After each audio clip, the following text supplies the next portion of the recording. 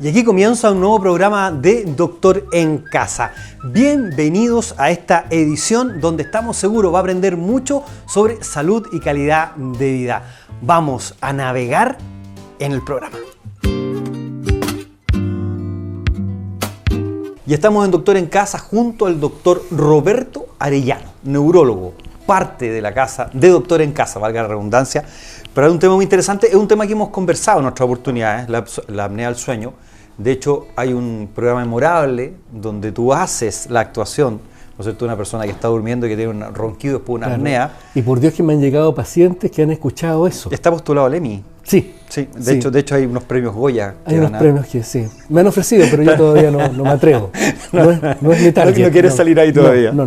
Oye, amigo mío, vamos a hablar de la apnea del sueño, pero lo vamos a hacer hoy día definiéndola, para usted que a lo mejor ha escuchado este término y quiere saber un poquito más, pero de aquellas señales más indirectas que hacen presuponer que uno podría tener este problema.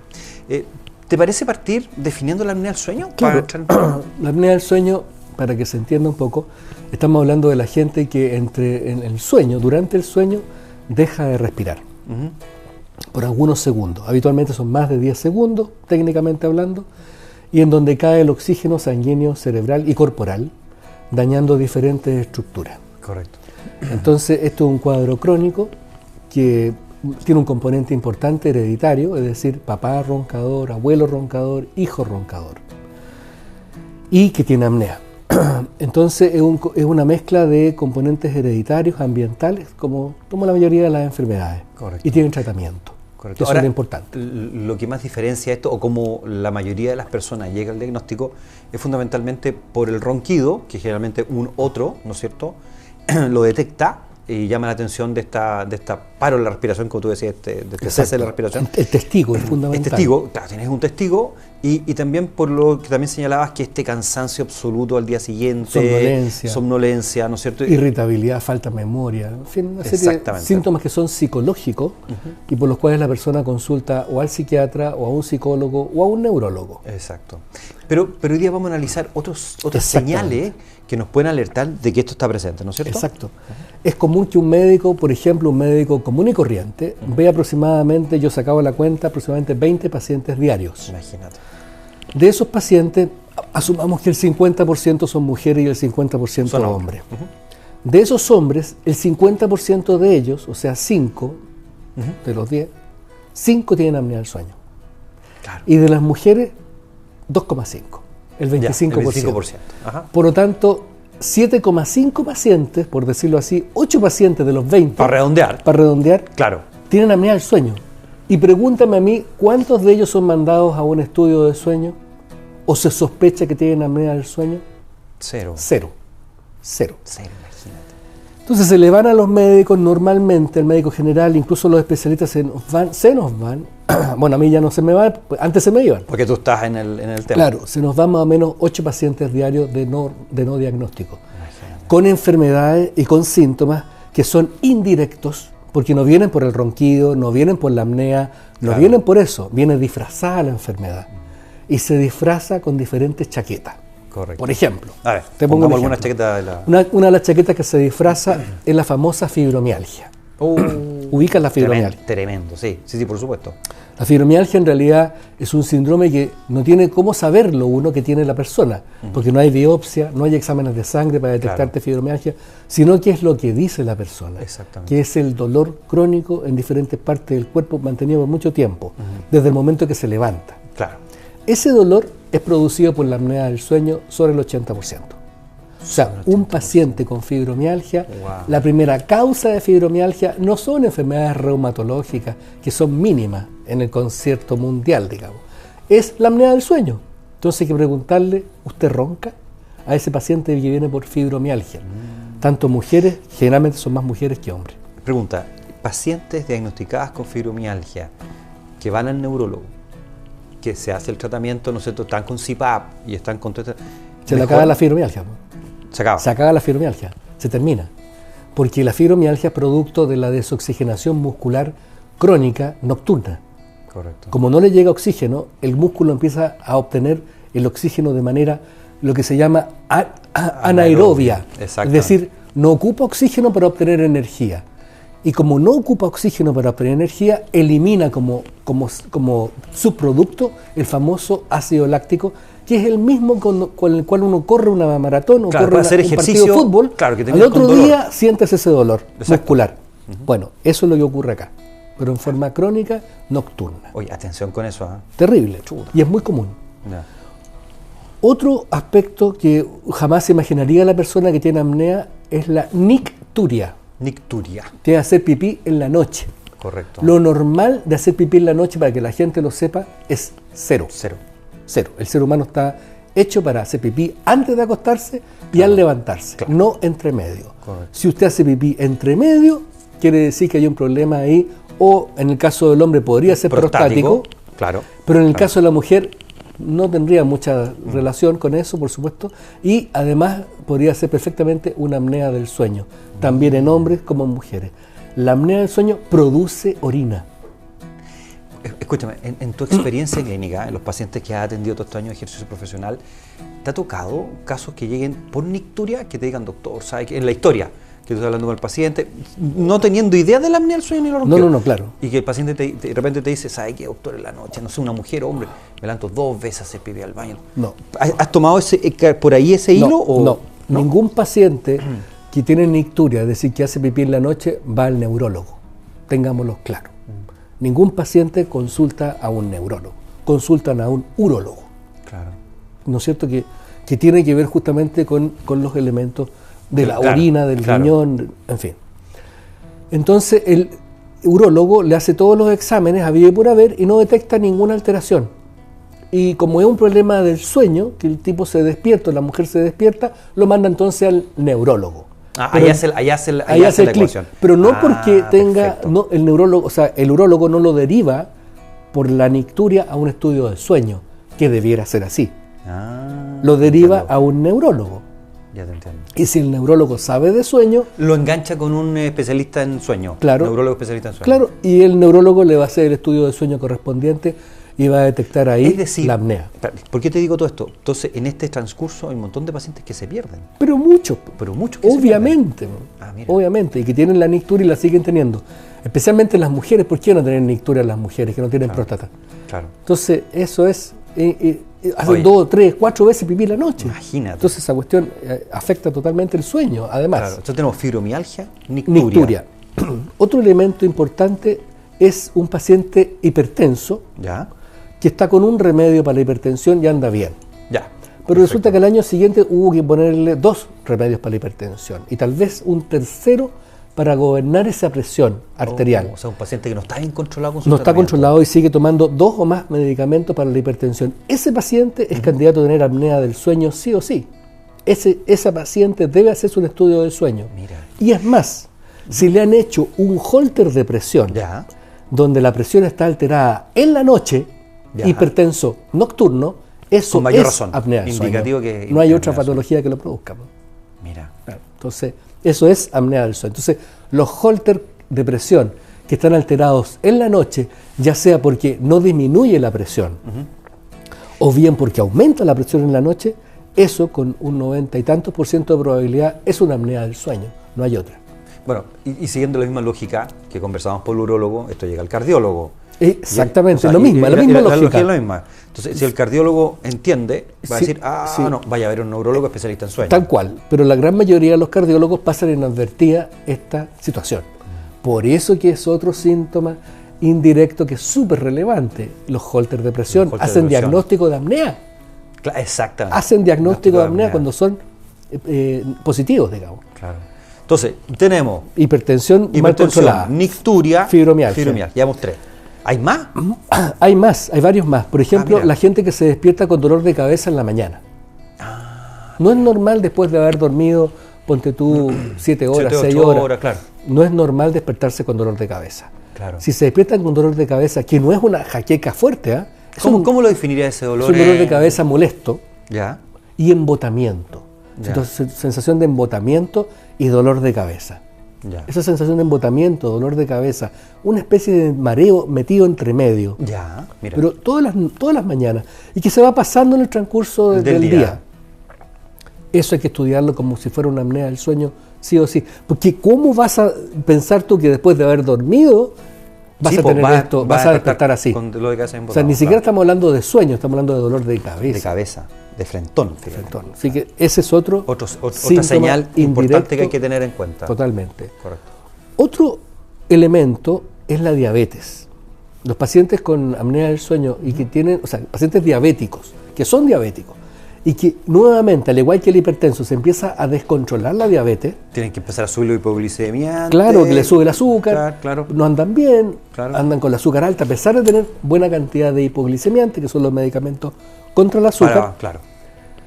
Esos pacientes, efectivamente, hay que hacer un estudio de sueño porque tienen apnea del sueño. La apnea del sueño es una enfermedad metabólica, hay que tener en cuenta eso. O sea, es capaz de producir diabetes inicial y además de descontrolar la que ya tiene. De producirla y descontrolarla. Oye, y si en la ecuación sumas que muchos pacientes diabéticos además son hipertensos, bueno, tienes todo el panorama. Un 20 o 30% de la población es diabética. Entonces, esos diabéticos están mal controlados el 30%. Claro. Entonces, ese descontrol de los diabéticos se debe a un problema de apnea del sueño, en un gran porcentaje. Tú le controlas la apnea, porque la apnea del sueño, hay que considerar que la apnea del sueño es una enfermedad que tiene tratamiento 100%. Exactamente. Por tanto, si tú le controlas esa enfermedad, controlas la diabetes, controlas la hipertensión, controlas la cefalea y controlas el dolor corporal. Correcto. De una sola. Claro. Ese es otro factor importante. Oye, fíjate, cuando uno escarba en ese tema del sueño es impresionante, ¿eh? Y culturalmente no le damos la relevancia que tiene al sueño. Un desconocimiento absoluto. ¿No es cierto? Desde la universidad, desde los médicos. Todo, nosotros mismos, ¿cuántos recibimos de educación médica en respecto de sueño? Claro. Yo no recibí nada. Tampoco. No, yo no me acuerdo de recibir. No había un énfasis para en nada, la importancia del sueño. Nada. Bueno, y nosotros mismos éramos transgresores de nuestro propio sueño. Desde luego. Entre los estudios, los turnos y todo eso, transgredimos estos 7 años. Sí, y más después.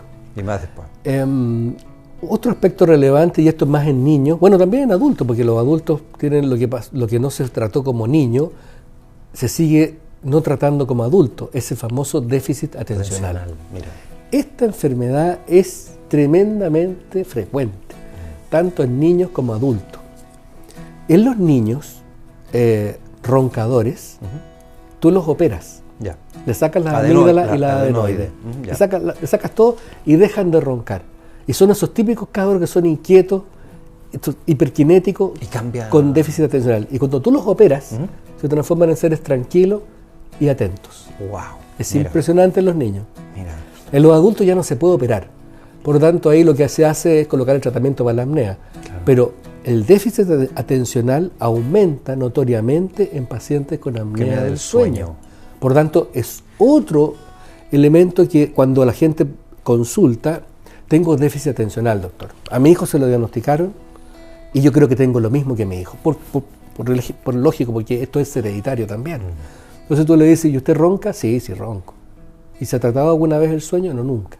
Bueno, tratemos primero el sueño y cuando ya estemos tratando el sueño, la apnea, veamos si es necesario o no darle algún medicamento para apoyar esto. Correcto. Porque hay medicamentos muy útiles que se usan principalmente en población infantil, pero también se pueden usar en adultos, pero una vez tratando el cuadro principal, correcto, que lo puede provocar. Entonces ahí tenemos otro síntoma más asociado a la apnea del sueño. Me quiero detener un poquito en los niños, pensando que tenemos familias, mamás y papás que de repente se preocupan mucho por la salud de sus hijos, obviamente. Respecto de cómo se diagnostica en ellos, es básicamente lo mismo, ¿no? Siento que mi hijo ronca en la noche y detiene la respiración, como para reforzar eso. Mira, habitualmente no lo dicen así. A ver, ¿cómo? No, habitualmente es un diagnóstico de sospecha médica, o sea, el médico tiene que preguntar esas cosas. Los pacientes no van a decir, oye, a lo más van a decir que ronca, pero no que se le detiene la respiración.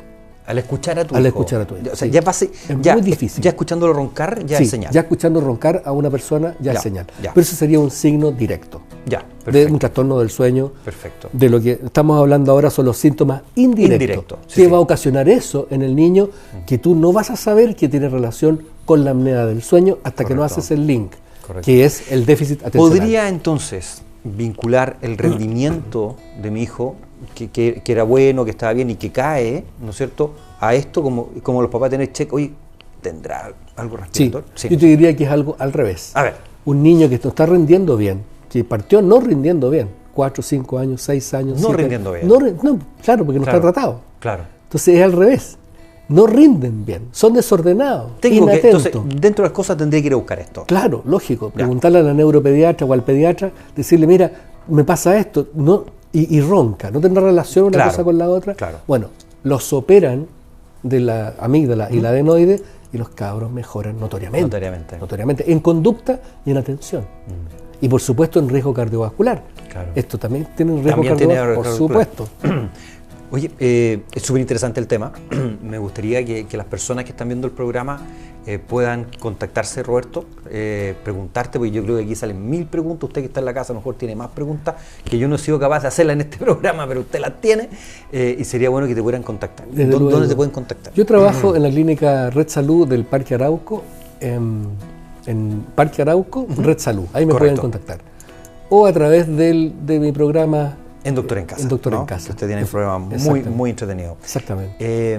Roberto, ¿y en redes sociales? ¿Usted En redes sociales tiene tengo Instagram, que ¿ya? es mi DR de doctor, DR, punto, ya, Roberto.Arellano. listo. Aparece aquí, abajito ahí claramente la buena Ahí, Andrés. eso, póngale. Para que Roberto, lleguen a Roberto ahí y le puedan preguntar. Es un tema importante, vigilar y cuidar nuestro sueño es fundamental. Siempre lo postergamos, y aquí el más cabo, el duerme menos. No, yo con 4 horas estoy listo, en 5 horas estoy listo. Está empezando a deteriorar su salud granito a granito y eso le va a pasar la cuenta.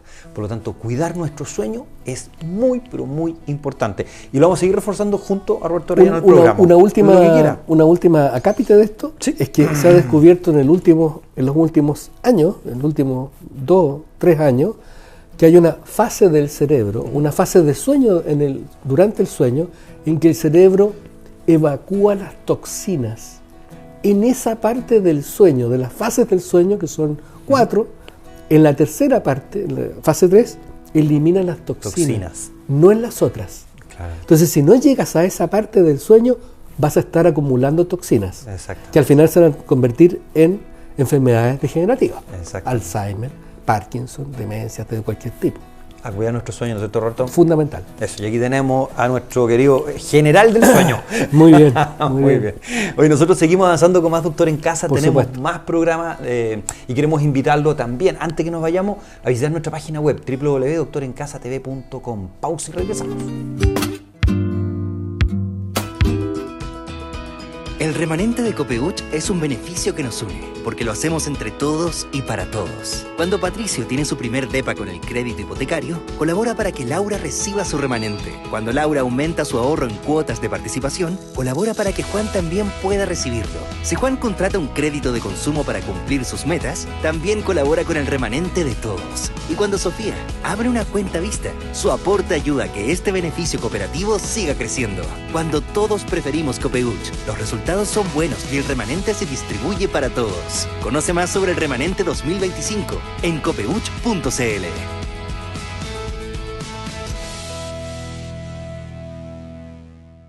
A medida que cumplimos años, nuestro cuerpo cambia y necesita más apoyo para sentirse y mantenerse fuerte y saludable. ¿Sabías que después de los 50 la absorción de nutrientes se vuelve menos eficiente y la salud ósea, muscular, visual e inmunológica requiere atención especial? Infor Pro Senior ha sido formulado especialmente para adultos mayores de 50 años, ofreciendo una combinación clave de vitaminas, minerales, probióticos y luteína para apoyar un envejecimiento saludable. Vitamina D y calcio fundamentales para mantener fuertes nuestros huesos. Por supuesto, importante la vitamina B12 y el hierro que nos ayudan a combatir el cansancio y por supuesto la fatiga. También zinc y selenio que refuerzan nuestro sistema inmune. Y además no podemos dejar atrás al Bacillus coagulans, probiótico que mejora nuestra digestión. La luteína, por su parte, protege la visión del desgaste que está asociado al avance de la edad. Con Infor Pro Senior, las personas mayores pueden mantenerse activas, con energía y con una salud integral cada día.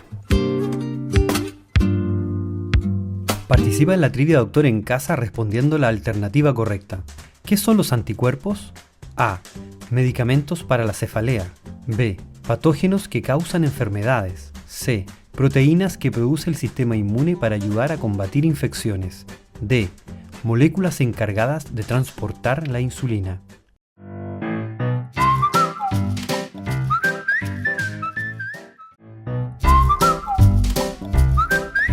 Y en Doctor en Casa vamos a hablar de luxación de hombro. Nos acompaña el doctor Cristian Domínguez, traumatólogo. Muchas gracias, Cristian, por estar hoy día con nosotros en el programa. Gracias a ti por la invitación. ¿Por qué se produce una luxación de hombro? Mira, partamos un poco de la base. El hombro es inestable de por sí. Creo que lo comentamos la última vez. La última lo comentamos, sí. Entonces se sostiene básicamente por los ligamentos y la estructura ósea no le da mucho soporte, a diferencia de la cadera, que se soporta así, hueso con hueso. Claro. El hombro es así. Entonces, frente a algunos deportes o condiciones en donde nos expongamos a movimientos bruscos, sobre todo en esta posición, el hombro puede escaparse a través de la rotura de los ligamentos. Correcto. Hacia adelante, porque la mayoría de las luxaciones son anteriores, como se llama. Correcto. Ahora, ¿qué tipo de energía o qué movimiento podría precipitar el que se salga del hombro? Caídas de mediana energía, como te decía recién, en esta posición. En esa posición, correcto. Y los ejemplos más típicos son deportes de contacto como el rugby. Ya. En el rugby, en el gesto del tackle, es el gesto deportivo más maligno para que se salga el hombro, por decirlo así. Correcto. Muchos pacientes les ocurre también jugando fútbol, ¿ya? En las caídas con el brazo abierto, por ejemplo, nadando en el mar. Cuando hay olas muy grandes, uno está tratando de nadar y la ola te pega en contra. Exactamente. En el fondo, para que entienda la gente, esta posición, donde tengamos una fuerza hacia atrás con el brazo acá, es un riesgo de luxación. ¿Hay algo que puede predisponer esto? Por ejemplo, personas que son más laxas, que tienen menos musculatura, no sé. ¿Hay cosas que podrían predisponer esto? Sí, efectivamente, uno de los factores de riesgo de la luxación y de la reluxación es la hiperlaxitud, ¿ya? Correcto. La hiperlaxitud, no sé si lo has tratado antes en el canal, pero es cuando las personas genéticamente, el colágeno, que es lo que conforma las fibras de los ligamentos, de fábrica, como decimos nosotros, es más elástico. Por lo tanto, nuestros ligamentos, que son nuestros topes, para que no se escape la articulación, son más flexibles y ceden más fácil. Correcto. O sea, podría haber, ¿no es cierto?, en eso una predisposición como para poder tener esto. Exacto. Ahora, cuando una persona se luxa, ¿qué hacemos? Porque muchas personas a lo mejor le va a tocar o les tocó en algún minuto y es bien traumático que la persona que está con la luxación con el brazo afuera duele. Sí. Exactamente. Buena pregunta. Mira, no es tan difícil darse cuenta que el paciente está luxado. Como dices tú, el brazo queda bloqueado y muy doloroso. Si uno lo descubre, el paciente o a la persona, se ve un grado de deformidad, no se ve un hombro normal. Si la atención médica profesional está a la mano, por decirlo así, cerca, estamos en una ciudad donde hay centros de atención, lo mejor es derivarlo, sin tocarlo. ¿Ya? No hacer nada. No hacer nada. Ya. Porque en la maniobra de tratar de poner el hombro adentro, que de partida hay que conocerla, podemos, si la hacemos de una manera equivocada, podemos generar más lesiones. Más daño. ¿Ya? Por lo tanto, si estamos en un lugar que tenga tensión, derivarlo. ¿Le pongo cabestrillo, el brazo, cómo le pongo algo? Lo dejo tratar de que tenga un sostén en el brazo. ¿No es cierto? Apoyarlo. Si tuviera un cabestrillo, una polera, algo eso, que quede sujeción al brazo. Exacto. Correcto. Y de ahí servicio de urgencia, sí. ¿no es cierto? Sí. Y después, ¿qué pasa? Hablemos del backstage del servicio de urgencia. Cuando llega el paciente, ¿qué pasa después? Bueno, ¿qué se hace? En el servicio de urgencia lo que se va a hacer es evaluarlo. Como te decía recién, es muy fácil, entre comillas, darse cuenta de que está luxado y se hace un estudio imagenológico. Correcto. Radiografía que confirma esta luxación. Si la confirmamos, el médico de urgencia en general están capacitados para hacer la maniobra de reducción, que se hace con sedación y analgesia para que el paciente no tenga dolor. Correcto. ¿Ya? Y la misión es volver el hombro a su posición. Y eso ojalá en el mundo ideal tiene que ocurrir en las primeras 6 horas. Claro. Expliquémosle a las personas por qué es importante la rapidez de este procedimiento de volver el hombro a su lugar. Sí, eso es importante por varios factores. Uno es porque la articulación, al estar desencajada, por decirlo de alguna manera, está sometiendo todas las estructuras blandas, los ligamentos, los tendones, a una tensión que no corresponde, porque está fuera de su posición. Además, hay una presión de un hueso contra el otro y se empiezan a generar lesiones óseas. Correcto. Y ya si se espera mucho, el cartílago, que es el recubrimiento de la articulación, se nutre del líquido sinovial y se nutre de una articulación que esté en movimiento. Si esta articulación está trabada fuera de su lugar por mucho tiempo, eso también hace sufrir el cartílago. Exacto, y podría tener consecuencias a largo plazo. A largo plazo. ¿Qué pasa con las personas que se luxaron el hombro y que después, con cualquier movimiento, levantar una maleta, sacar algo atrás del auto, ¡pam!, se les vuelve a hacer el hombro? Oye, con esta de armas mortales, viste que se pega en el... Mel Gibson, que se... Claro. Sí, eso es lo que nosotros llamamos una inestabilidad recidivante, que es distinto luxarse una vez que en repetitivas veces. Nuestro objetivo como tratantes y como especialistas es no tener ese tipo de pacientes. Ojalá no existieran, porque cada luxación genera daño. ¿Ya? Correcto. Esto ya es más detallado, pero frente a un primer episodio uno puede tener una conducta de kinesiología, etcétera, en un perfil de paciente. Pero en un paciente que es repetitivo, como dices tú, sacando una cosa, una maleta, exacto. Ese paciente tiene indicación de cirugía. Tiene que operarse. Tiene que operarse porque no hay otra manera para que esto se estabilice. Si esto ya es repetitivo, va a seguir siendo repetitivo. Y eso genera daños a corto, a mediano y a largo plazo. Correcto. Ahora, el operar depende también de la actividad que hace, de la edad que tiene. ¿Hay algunos factores que se van conjugando ahí como para tomar la decisión? Sí, tenemos varios factores de riesgo, como te dije antes, y factores que nos hacen a nosotros tomar la decisión de cuándo operar. Correcto. Sobre todo en el primer episodio. Ahí es donde muchos no se operan y hay un grupo que sí se opera, aunque se le haya salido una sola vez, porque tienen muchos factores que van a favorecer de que eso ocurra sí o sí de nuevo. Claro. Y eso es lo que no queremos. Claro. Y más eso es una fractura, por ejemplo. Sí, si bueno, eso ya es es otro tema. Sí. Y después el criterio entonces para las personas que se luxan por segunda o tercera vez. No. En general, porque en medicina tú sabes que no hay blancos ni negros, pero en general la inestabilidad recidivante, o sea, 2 o 3 episodios, es quirúrgica en cualquier paciente. Ya. Porque eso va a seguir ocurriendo. Y a cualquier persona, aunque más simple, un paciente que se le ha salido 3, 4, 5 veces ya no necesita ser deportista para tener problemas. Se le va a salir durmiendo. Permanentemente, exactamente. Durmiendo, que a los pacientes los aterroriza eso. Sí, pues imagínate.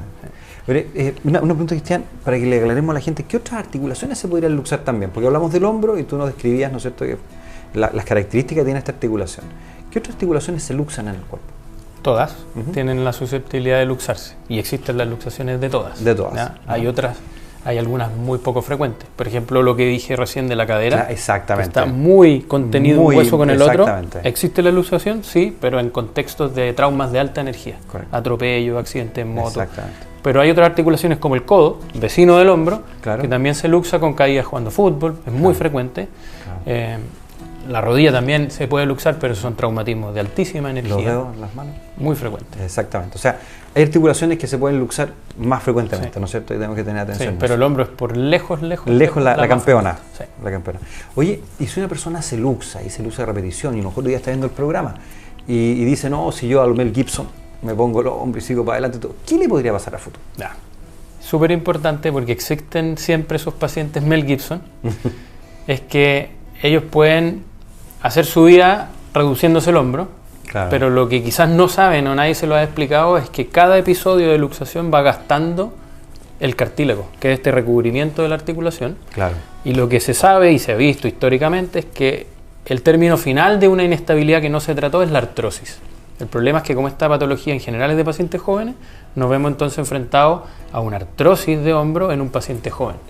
Que eso es un problema grande porque la artrosis no tiene solución más que un reemplazo protésico. Protésico, exacto. Y ponerle una prótesis, reemplazar toda la articulación a alguien joven, no es la idea. Claro. Entonces, en el fondo el mensaje es, si tienes luxaciones a repetición del hombro o otra articulación, hay que consultar al doctor, hay que ir al traumatólogo para ponerle solución, ¿no es cierto? Exactamente.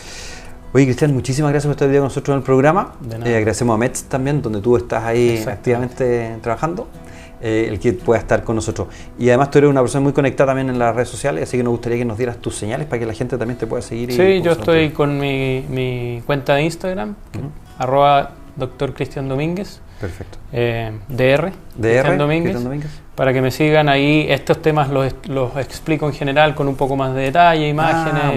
Buenísimo. Y para que complementemos la información. Muy interactivo. Muchísimas gracias por estar hoy día con nosotros en el programa. Y nosotros seguimos avanzando con más Doctor en Casa. No se separe la sintonía, ya volvemos con más programas.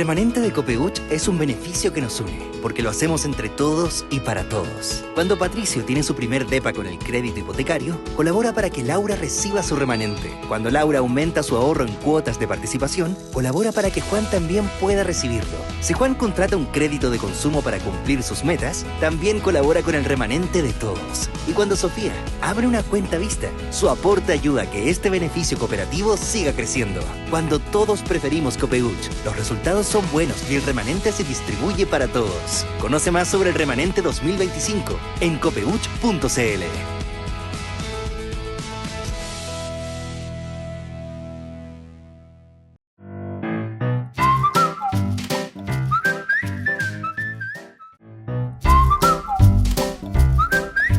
¿Cuántas veces usted ha intentado partir con una actividad deportiva? Ir al gimnasio, salir a trotar, andar en bicicleta, etcétera. Llega el día lunes y dice, no, esto no es para mí porque no tengo tiempo. Bueno, hoy día se le acabaron las excusas, porque en el programa está con nosotros Philip Foster, deportólogo, médico del deporte, que nos acompaña para hablar de este tema que nos parece súper interesante, porque hoy día la actividad física se prescribe, hoy día los médicos está muy interesante que la gente haga actividad física, pero nos encontramos con estas barreras, Philip, no tengo tiempo. Sí, exactamente. Es una de las barreras en la gente que está empezando a hacer actividad física, una de las principales, el tema del tiempo. De hecho, muchos estudios y encuestas establecen como esa variable una de las barreras principales. Correcto. Entonces depende del trabajo, de la familia, de cada persona y cómo vive su vida también. Correcto. Ahora, entender que esto pasa por construir un hábito. Sabemos que después de los 21 días uno recién empieza a construir un hábito y lo otro encadenarlo a cosas que ya hacemos, que es como las fórmulas que uno podría encontrar. Pero antes de entrar en esta fórmula ¿cuánto necesitamos nosotros hacer actividad física como para dejar de ser sedentarios? Difícil pregunta, porque como tú comentabas, es el iniciar el hábito. Ya muchas veces se recomienda solo moverse e iniciar con un par de minutos al día para empezar a cambiar tu rutina. Ya estando lejos de las recomendaciones de la OMS, que son los 150 minutos semanales. Pero si uno quiere iniciar, puede partir diariamente o haciéndose una rutina considerando la semana. Pero pueden partir con sesiones de 10 minutos, 20 minutos, 30 minutos. Es decir, claro, bajo la recomendación de la OMS serían 150 minutos a la semana para dejar de las filas de los sedentarios y entrar a las personas activas. Claro. Ahora, obviamente que esto requiere seducir a nuestro cuerpo, organizar nuestra jornada de trabajo y todo. Entonces no tenemos que partir así como con una hora todos los días. Podemos partir, como tú dices, de a poquitito para ir generando el hábito. Y en esos 10 minutos, por ejemplo, de partida, ¿qué es lo que se recomienda hacer? ¿Con qué podríamos partir? Claro, en 10 minutos se pueden hacer rutinas pequeñas de actividad física. Hoy en día también se habla de los snacks de ejercicio. Para esta gente que tiene trabajo más sedentario, que pasa 4, 6, 8 horas en un escritorio sentado, son actividades que pueden durar hasta 30 segundos, minutos. Puede ser ponerse de pie, hacer movilidad articular, sentadillas en el lugar, cosas suaves. Y en 10 minutos rutinas se pueden establecer más ordenadas con algunos tipos de ejercicios que incluyan el propio peso corporal o ejercicios en el lugar si uno no tiene mayor implemento. Correcto, es decir, se podría hacer en la casa, lo podría hacer en la oficina, de trayecto a la oficina y todo. Lo otro también dentro de este concepto de la actividad física pasa muchas veces que somos bastante cómodos porque nos estacionamos lo más cerca de las puertas de entrada al mall, porque tomamos el ascensor, mejor en lugar de subir 2 pisos, yo he visto gente que sube al segundo piso. Me pasa también. ¿También te pasa? Entonces, también hay un tema de cómo miramos la actividad física en el día a día, ¿o no? Es decir, aparte de los espacios que tenemos que tener para esto, es cómo lo integramos en la vida, ¿no? Ese es un concepto bien interesante que en salud y en la ciencia se habla de actividad física que no es ejercicio. Que en el fondo son estas actividades que no involucran algo estructurado ni programado, pero sí te van a hacer moverte. Que es lo que yo te explicaba, por ejemplo, en el trabajo, elegir si voy a subir al 3er, 4.º piso de la oficina, elegir la escalera en vez del ascensor. Si voy a ir a comprar quizás el café de la mañana, elegir el negocio que está un poco más lejos. ¿Te fijas? Ponerse de pie, tratar de romper esta conducta sedentaria cada 1 hora dentro de una actividad laboral es algo que puede hacer la diferencia a largo plazo. Correcto. Si empezamos a entrenar nuestro cuerpo y empezamos a hacer actividad física, para todas las personas que están viendo el programa ahí, ¿cuáles son los beneficios que podemos obtener? Múltiples. Lo más importante. Sí, lo más importante. Porque uno puede hablar de todo. El músculo es como una esponjita que cuando se ejercita, funciona, se activa, libera muchas sustancias que son denominadas las mioquinas. Hoy en día la ciencia y la industria farmacéutica está abocada a tratar de hacer fármacos que simulen incluso estos beneficios del ejercicio, orientados a salud cardiovascular, salud mental, tiene múltiples prevención de cáncer, como prevención de cáncer de mama, cáncer de colon, cáncer de endometrio, mejora la capacidad física, el consumo de oxígeno, la capacidad aeróbica, que es un indicador que tiene correlación directa con mortalidad. O sea, la gente que tiene mejor capacidad aeróbica se muere menos. Correcto. Para las personas que están yendo al gimnasio, ¿qué tengo que privilegiar? ¿Más ejercicios cardiovasculares? ¿Más ejercicios de pesa, de tensión muscular? ¿Ambos? ¿Cómo los combino si elijo ambos? Si nos puedes explicar un poco. Ya. Yo pienso en el paciente que me va a ver, que va a iniciar una vida activa. Principalmente uno trata de orientarlo en relación a lo que a la persona más le guste. Porque siempre cuando va a iniciar, lo primero es que parta. Entonces, elegir una actividad afín. Y si busca orientación, algo, yo en lo personal, según el perfil de paciente, oriento a más que partan algo de fuerza. Si están muy, tienen poca vida relacionada al gimnasio, y que partan con entrenamientos de fuerza que adecúen en el fondo su condición física, y después empiezan a meter ejercicio aeróbico que le pueda traer mejor dinámica en la carrera, ¿te fijas? Con una mejor fuerza, mejor condición física, desde esa base pueden adherir más a ejercicio aeróbico. También depende de la etapa de la vida. Los niños son distintos a los adultos en relación a la adherencia al ejercicio. Total. Ahora, para las personas que tienen alguna enfermedad, pensemos hipertensión, diabetes, ¿cómo se pueden acercar a la actividad física? Y lo segundo es que se ha demostrado, ¿no es cierto?, que la actividad física incluso puede mejorar esta condición, por ejemplo, en el tema de bajar a lo mejor algunos medicamentos, mejorar la calidad de vida asociada a esa patología. ¿Si nos puede explicar eso también? Exactamente. Como mencionaba al principio, el ejercicio, los médicos del deporte hoy en día estamos usando el ejercicio como un fármaco, lo prescribimos según la condición del paciente. Hablábamos de la población general, cómo iniciar, pero hay poblaciones que tienen distintas enfermedades, y cada una de esas enfermedades puede ser abordada con un tipo de rutina o tipo de ejercicio específico que tiene que ser prescrito en el fondo por el especialista o algún especialista en ejercicio. Va a depender del perfil. Mientras el paciente tenga sus controles al día, por ejemplo el hipertenso con el cardiólogo, puede ir a ver al médico del deporte y empezar una rutina. Por ejemplo, los hipertensos, el trabajo de fuerza bien indicado puede traducirse en una baja de presión arterial a futuro, también la parte aeróbica. Uno menciona el ejercicio concurrente, que en una misma sesión tengas tanto aeróbico como fuerza. De acuerdo. ¿Qué practico primero? ¿Parto con el ejercicio aeróbico? ¿Parto con el ejercicio de fuerza, después el aeróbico? En una misma sesión, se recomienda más partir con fuerza. Hacer un calentamiento que en general es más aeróbico, pero simulando los ejercicios que se van a hacer, y partir con una sesión de fuerza y terminar con el aeróbico. Perfecto. Tiene sus fundamentos principalmente como los sustratos energéticos que se utilizan en una sesión de fuerza y en una sesión de aeróbico, para no quemar el combustible. Antes el aeróbico, claro. Cuéntame, y lo otro súper interesante, muchas personas preguntan ¿a qué hora me conviene más? ¿Entreno en la mañana, en la tarde, en la noche? O sea, entendiendo que tengo que destinar el tiempo. Imaginemos que ya se destina el tiempo. Claro, si ya tenemos el tiempo asegurado, es contradictoria la evidencia. A veces si van a hacer ejercicios muy intensos que van a activar mucho el sistema simpático, por ejemplo, HIIT en el aeróbico, etcétera, o fuerza con cargas que van progresivas, se recomienda más en la mañana o en la tarde temprano, ya que si hago un ejercicio muy intenso en la noche me puede afectar en el sueño. Correcto. Y el sueño es muy importante, es lo que yo le llamo el tercer entrenamiento. La recuperación. Exacto. Súper importante. Entonces, en general en las mañanas, en las tardes, pero si va a hacer un entrenamiento suave, se puede hacer de todas maneras en la tarde, noche, un aeróbico suave, continuo, no hay ningún problema. Felipe, para las personas que están viendo el programa, que están en esta duda, ¿no es cierto? O que tienen claridad, que tienen que hacer deporte, que tienen que hacer actividad física, que saben los beneficios que tiene, pero están con este tema de cuándo parto y que están complicados con el horario. ¿Cuáles serían tus recomendaciones para ellos? Ya, para esas personas que quieren iniciar la actividad física, bueno, primero se pueden hacer un calendario, ver en qué momento de la semana pueden incluir 1, 2 o 3 días de actividad física, y en base al tiempo.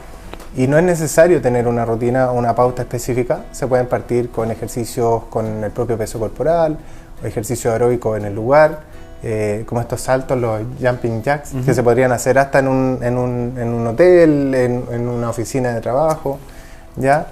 Hay gente que cambia su ambiente laboral, por ejemplo, que pone, en vez de la silla, pone estas pelotas de pilates, estos balones, perfecto, sí. Y se sienta, y eso estimula también tu musculatura en ciertos momentos del día. Correcto. No necesariamente tiene que ser en toda la jornada laboral, pero puede ser en momentos puntuales. Correcto. Entonces, primero organizarse, hacer un calendario, tratar de ir, en el fondo, ordenando los días en los que voy a partir e irlos cumpliendo. Y se puede partir con lo mínimo, no es necesario exigirse, ponerse metas alcanzables. Perfectísimo. Muchísimas gracias, Felipe, por estar hoy día nosotros en el programa. Antes de irnos de este segmento, si nos puedes dar tu página web o si tienes algún Instagram o TikTok donde la gente te puede seguir. Tengo, mi Instagram es personal y laboral. Tengo una mezcla y todavía no me he diferenciado, pero si me pueden seguir es Philip-Benjamín. También aparece como Dr. Foster.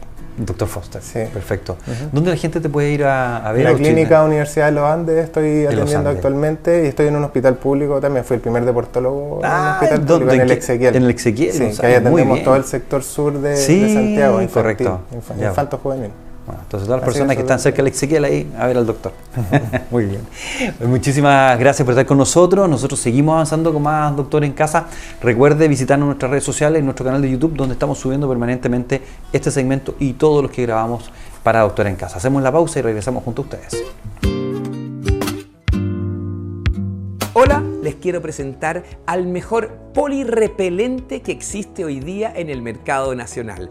Aloxo. ¿Y por qué digo poli? Porque repele no solamente a zancudos y mosquitos, moscas, tábanos, coliguachos, incluso arañas.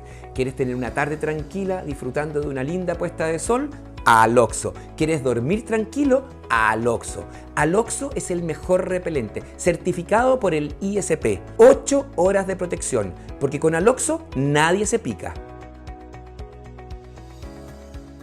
Este invierno luce tu mejor sonrisa con el cupón dental de Doctor en Casa. ¿Quieres una sonrisa sana, brillante y sin gastar una fortuna? Por solo $39.990 te llevas un completo pack dental que incluye todo esto: diagnóstico integral, limpieza profesional con D-Star traje ultrasónico, pulido coronario, radiografías panorámicas. Además, fluorización para prevenir caries y una clase personalizada de higiene bucal. Todo esto con un ahorro de más de 300.000 pesos. Y lo mejor, puedes agregar a un ser querido por solo $19.990.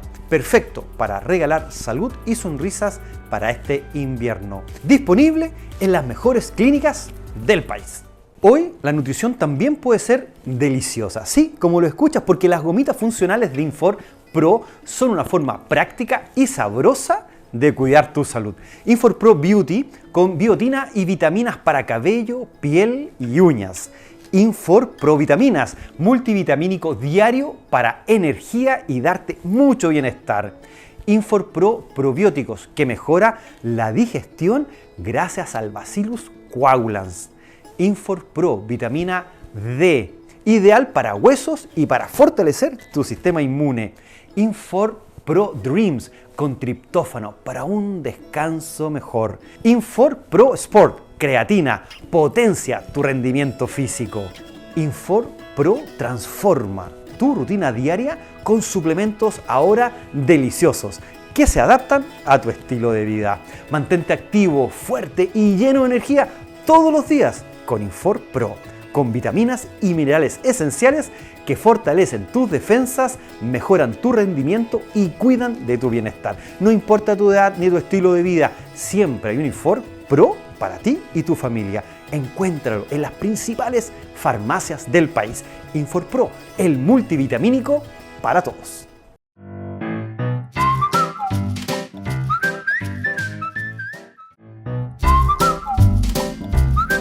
Estamos de vuelta ya en Doctor en Casa. Seguimos con más contenido de salud y calidad de vida justamente para usted. Y vamos a tocar en este espacio el tema de la menopausia, que es muy importante y relevante. Y lo vamos a hacer de la mano de una doctora ginecóloga obstetra que está con nosotros. Ella es Daniela Celedón. Muchas gracias, Daniela, por estar hoy día en el programa. Muchas gracias por invitarme, Claudio. Daniela, ¿te parece definir primero lo que es la menopausia? Mira, lo importante aquí es empezar un poquito antes. La mujer desde los 40 años ya puede empezar a tener ciertos síntomas y ahí es donde empieza todo este climaterio o transición a la menopausia. Correcto. La menopausia es un hito, es un momento en donde la mujer deja de menstruar. Si tú dejaste de menstruar un año, decir ya, hoy cumplo un año sin menstruar, la menopausia me llegó hace un año. Ah, correcto. Ahora, el antes, que es todo este periodo donde las mujeres pueden tener muchos síntomas, o sea, la mayoría de las mujeres ya vienen arrastrando ciertos síntomas como, y fíjate que el bochorno no todas les pasa, pero la alteración del ánimo, la irritabilidad, el tema de la baja libido, los dolores articulares, que le duelen los deditos y como que no saben qué, esa sensación ya es que empezaste con ciertos síntomas en el fondo de la baja hormonal y es cuando ya tú decís, aquí es donde ojalá uno pudiese entrar. ¿A qué edad sucede como promedio? Mira, entre los 40 y 45 años ya uno puede empezar a tener ciertos síntomas. Sí, en general puede ser hasta 8 o 10 años antes de que se te corte la menstruación. Correcto. Ahora, ¿cuáles son las oportunidades que tiene la mujer?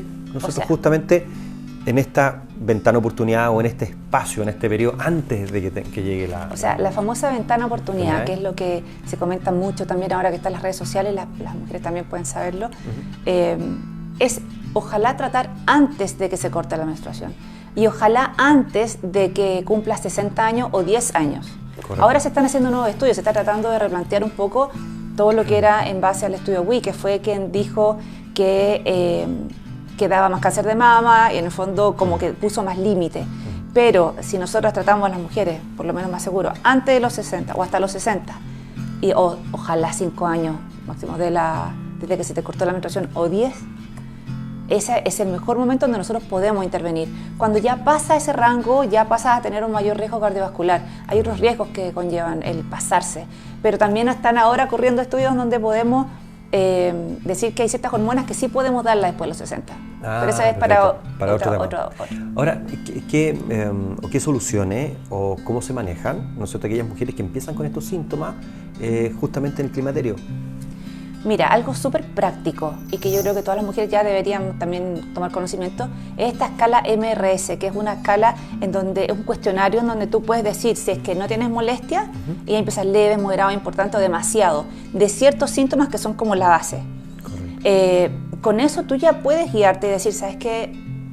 Yo ya me estoy sintiendo rara, y de puntaje. Entonces, ¿qué pasa? Que con esos puntajes, tú dices, sí, que yo voy a consultar al especialista, ojalá. Mire, todos los ginecólogos en general deberíamos tener conocimiento de la menopausia, pero ojalá sean con formación en menopausia, como la especialidad de menopausia, porque si no, después hay unas mezclas, se pasa el tiempo, minimizan los síntomas, entonces también quedan como en cero. Correcto. Entonces lo ideal es primero identificar los síntomas y decir, yo voy a consultar. Se consulta ojalá con alguien que vaya a entender.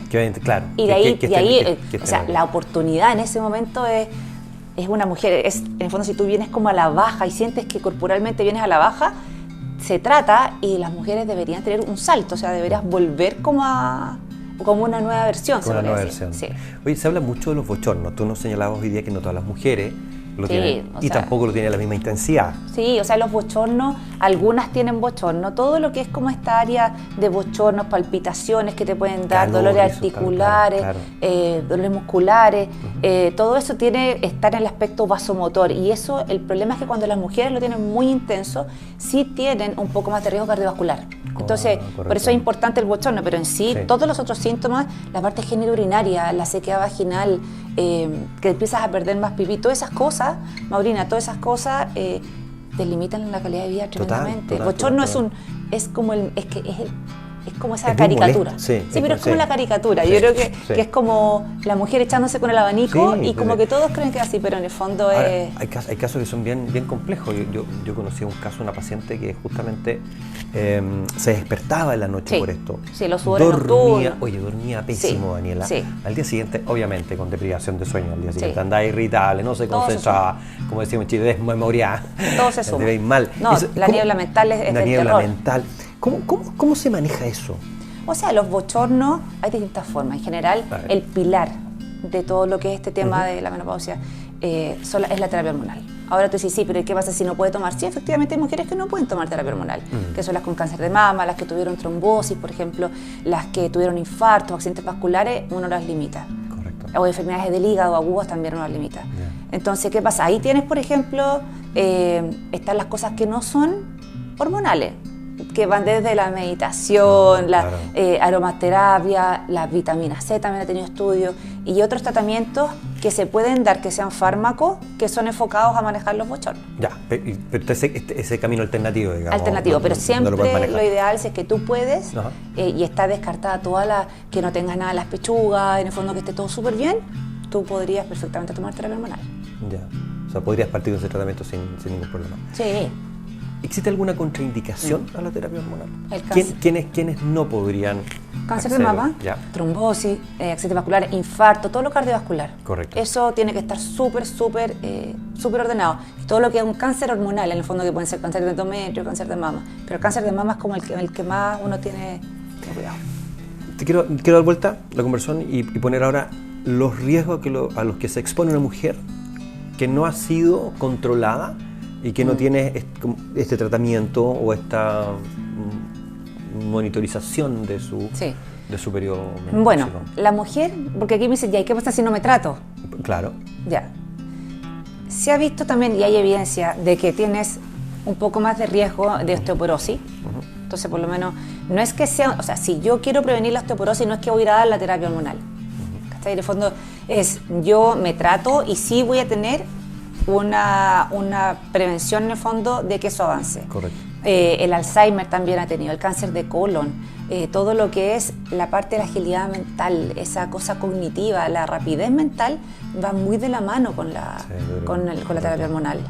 Y todo lo que es el riesgo cardiovascular, infarto del miocardio. Pero fíjate que la mujer que se trata en esa ventana de oportunidad, que tiene todo, no tiene mayor comorbilidad, que en el fondo son las enfermedades asociadas, también tiene menos riesgo de morir de un infarto y de un accidente vascular, versus la que no se trata, y que la que en el fondo se trata tiene menos riesgo y la que no se trata, o sea, ahí está la mortalidad importante. Dicen, no se mueren de cáncer de mama en general, no tienen que ver, no es que te va a dar cáncer de mama, pero le temen más al cáncer de mama y no morirse en infarto, diciendo que al final es más Claro, porque ya mucha atención, fíjate, y yo creo que todos hemos tenido algún caso o cercano o referido, digamos, de mujeres sobre los 50 años que debutan con infarto de miocardio. Yo no sé, porque quedó como en el top of mind de la gente, es como que siempre el que se muere de infarto de un hombre sobre los 40 años, gordito, parrillero, estresado y tal, le gustan. Pero como que una mujer, ¿no es cierto? Es como que, ¿cómo? O sea, sí, las mujeres se mueren más de infarto, pero porque consultan. Las mujeres son más malas para consultar, porque no tienen en su mente incorporado el tema del infarto, como dices tú. Y cuando consultan ya es más grave y se mueren más. Correcto. O sea, en el fondo hay mayor riesgo, ¿no? Y también la parte muscular, o sea, el tema hormonal, si tú haces deporte también, tienes mucho mejor resultado, la renovación celular. Piensa que la célula en sí funciona con estrógeno. Y si tú no le das estrógeno, que es la hormona en el fondo, se empieza a chicharrar como la mitocondria, como una pasita. Claro. Es así. Y ese envejecimiento que viene por dentro, que no siempre lo vemos, si yo me pongo botox y cosas estéticas, está perfecto, pero eso también no refleja lo que a veces tenemos por dentro. Entonces hay que partir de adentro. Porque no sacáis nada, solo la carcasa. Daniela, ¿recomendaciones entonces, te parece, para mujeres que están de 40 y más? O sea, primero es que si tienes... ya empiezas con algún síntoma que no es lo habitual para ti, aunque sea muy suave, toma la atención. Ve la escala MRS, que tú la puedes buscar en el internet y ahí tú puedes completarla. Y con eso vas a saber más o menos en qué está y te vas a sorprender, porque de repente hay muchas mujeres que a mí me dicen, no, yo estoy perfecta. Y no, resulta que se dieron cuenta al rellenar la escala que sí tenían síntomas. Entonces es súper importante, primero, de eso es analizarlo. Después, si es que tienes algún síntoma importante, no lo dejes pasar. Ya no estamos en esa época donde a la mujer no importa lo que te tocó. No, ahí tú vas al especialista, pides ayuda y si no te gustó, te cambias de especialista hasta que puedas encontrar esa ayuda, porque no es que el que manda, en el fondo tú tienes que quedarte donde te sientas que te dan sentido a las cosas. Entonces, importante eso, consulta, hay ayuda desde el problema vaginales, están los gel vaginal, las mujeres con cáncer de mama, esto es súper importante, pueden usar gel vaginal hormonal y eso tiene un paso al cuerpo muy bajo y hay estudios que sí avalan el uso. Entonces, no te dejes estar, no tienes que sentir dolor, no tienes que dormir mal, tú puedes estar mejor. Entonces, yo te invito a consultar con los especialistas. Correcto, buenísimo, muchísimas gracias, Ana, por tus consejos. No, un gusto. Feliz de que hayas estado en el programa y no sé si tú manejas redes sociales o las personas que están viendo el programa te pueden contactar de alguna manera. Bueno, yo estoy en en Instagram, que en el fondo es @tuginecóloga de Chile. Ah, mira qué bueno, sí, ya. @tuginecóloga de Chile, ahí estoy yo. Perfecto. Ahí me pueden ubicar. Ahí te pueden ubicar. Ahí me pueden ubicar. Muchísimas gracias por estar hoy día con nosotros en el programa. Gracias por invitarme. Muchas gracias. Y nosotros seguimos avanzando con más Doctor en Casa. Vamos a hacer una pausa. Antes les recuerdo que este programa y todos los segmentos que grabamos en Doctor en Casa están disponibles en nuestro canal de YouTube, donde los puede ver las veces que quiera y compartir las veces que desee. Hacemos una pausa y regresamos junto a ustedes. Hola, les quiero presentar al mejor polirrepelente que existe hoy día en el mercado nacional, Aloxo. ¿Y por qué digo poli? Porque repele no solamente a zancudos y mosquitos, moscas, tábanos, coliguachos, incluso arañas. ¿Quieres tener una tarde tranquila disfrutando de una linda puesta de sol? Aloxo. ¿Quieres dormir tranquilo? Aloxo. Aloxo es el mejor repelente, certificado por el ISP. 8 horas de protección, porque con Aloxo nadie se pica.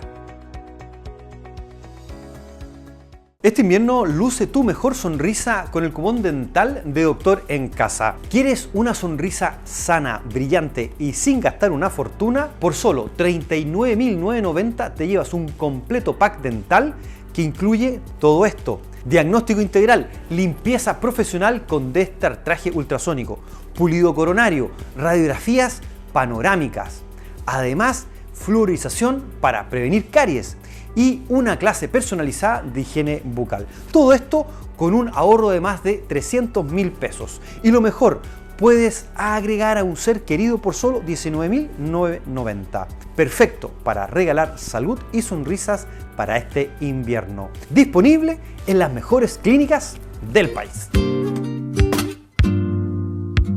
Descubre la respuesta de la trivia de hoy. ¿Qué son los anticuerpos? La alternativa correcta es la letra C, proteínas que produce el sistema inmune para ayudar a combatir infecciones. Cuando nos enfermamos, comienza la lucha interna contra los microorganismos externos que producen la enfermedad.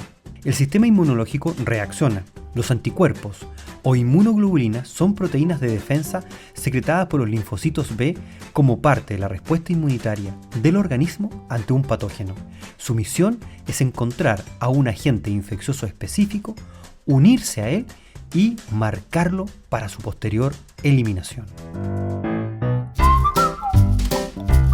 Estamos llegando así al final de nuestro programa Doctor en Casa. Esperamos de todo corazón que este programa haya servido muchísimo a usted y a su familia para mejorar su salud y calidad de vida. Y recuerde seguirnos en nuestras redes sociales que aparecen acá, Doctor en Casa. Hasta pronto.